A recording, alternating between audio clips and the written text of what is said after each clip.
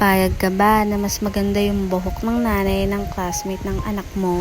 Another day, another hair go. Graduation season na nga mga bet. Kapag paayos ka na ba ng buhok? Kung hindi pa nga, panoorin mo ang video na to para ikaw na yung susunod na magpapagawa dahil nainggit ka. Cherise! Pero yun talaga yung goal ko, yung inggitin ka para magpabook ka na ng appointment sa akin. Mindset! Wow. Client ko for today's video ay co-parent ko sa school ng anak ko. Sa katunayan, nakaraan ko pa siya ginawa. Ito na nga at panoorin nyo na kung paano ko ginawa yung hair niya. At kung satisfied nga ba siya sa gawa ko. Ito ng gamot na nakalagay na sa buhok niya is yung rebonding cream one. Full application na ako dahil okay na yung roots part or yung mga bagong tubo niya. Kaya this time, chinecheck ko na lang yung buhok niya kung pwede ng banlawan. Inabot nga rin ako ng almost 2 hours sa pag-process ng rebonding cream one. Medyo makapal din kasi yung buhok niya. Medyo dry talaga yung lower part. At ito na nga yung hair niya after kong banlawan and blow dry. As you can see, malaki na improvement ng hair niya ngayon compare kanina before ko lagyan ng rebonding cream one. Alam niyo ba na magandang plansyahin yung ganitong pagkaalsa ng buhok? Kaya lang nawala na nga sa isip ko na videohan yung hair niya after kong i-hair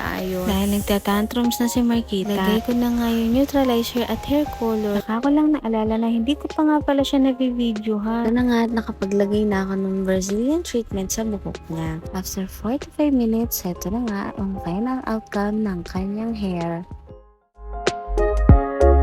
Smooth, soft, and shiny, bouncy hair.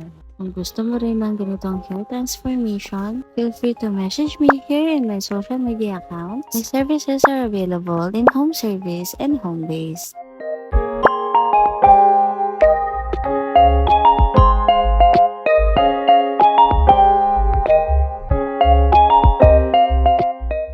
At kung na-enjoy mo ang video na to, please don't forget to react, comment, and share this video. You can also follow me and subscribe for more content like this. Thank you, Beb!